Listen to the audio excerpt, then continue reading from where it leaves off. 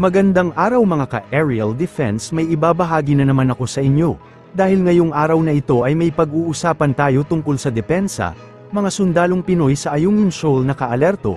Sinabi ni Defense Secretary Gilbert Teodoro na ang mga Pilipinong sundalo sa West Philippine Sea ay alerto, at mapagbantay kahit na ang sitwasyon sa Ayungin Shoal ay nananatiling hindi nagbabago mula nang matapos ang naval exercises at ang banggaan ng dalawang Chinese vessels, sa isang panayam noong Lunes. Sinabi ni Teodoro na laging batid ng militar ng Pilipinas ang pagkakaroon ng mga barko ng China sa Ayungin Shoal at walang makabuluhang pagbabagong naganap sa lugar.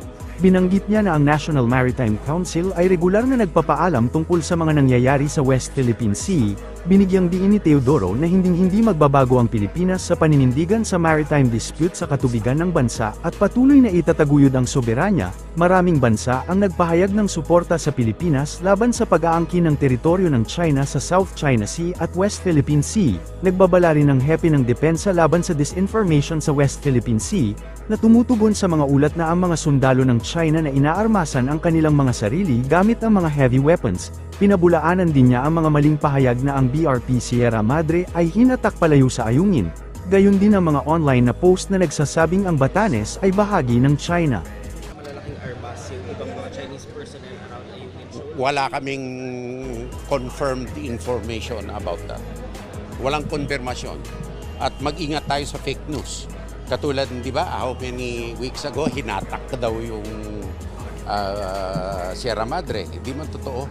At marami talagang fake news. May kumakalat pa nga na isang social media post na na-monitor namin. May scholar daw dun sa China, clinic-claim nila, Batanes was part of China. So, talagang magkakaroon ng disinformation. So yung mga tropa natin sa Sierra Madre, sir, they're in safe hands, wala naman po silang, they're not under threat? At this time, wala po. Wala po kami nakikita. But of course, laging listo. Hindi mo alam na ano kung ano ang nasa isip ng mga yan. We have monitored increased presence. Hindi lang naman sa Ayungin. But, well, sometimes nag-i-increase, sometimes hindi. Baka dahil din kakatapos lang ng exercise sa Alon, no? Na pinakamalaki na ginanap sa Palawan, no?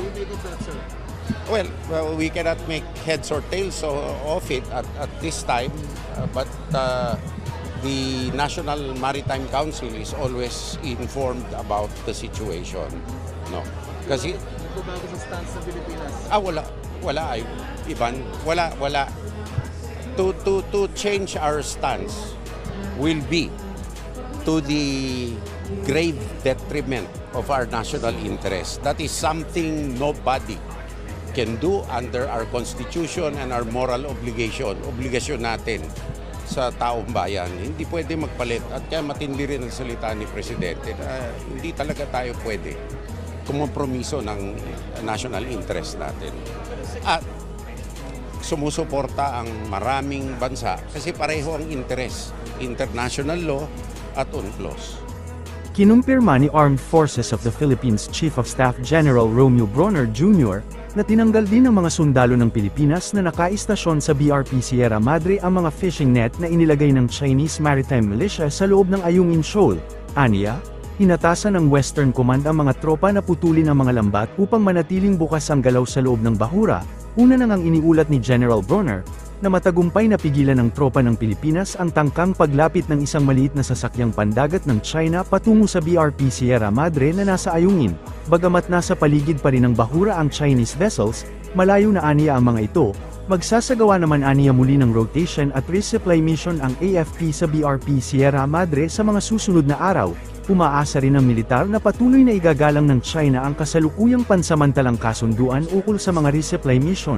Inihayag naman ng AFP Western Command na nananatiling alerto ang militar sa anumang posibleng insidente sa lugar. The situation is improving.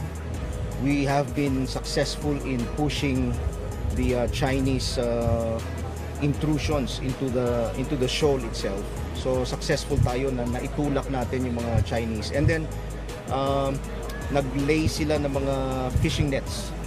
So ang utos ng ating Western Commander was for our troops to cut the fishing nets so that mobility would still be allowed within the shoal itself. This is in preparation, of course, for our resupply mission that we are going to do one of these days. Oo. Nandun pa rin sila sa paligid ng Ayungin Shoal. They are now a constant, they have a constant presence in that area. Pero malayo naman, no? Malayo. At least we were successful in pushing them outward. Para sa mas madaming update tungkol sa ating depensa, paki-follow at like muna ng aming page na nasa description na ang link. Huwag mo na rin kalimutan mag-like, share and subscribe. Pindutin mo na rin ang bell para updated kayo sa aking mga bagong video. Maraming salamat po.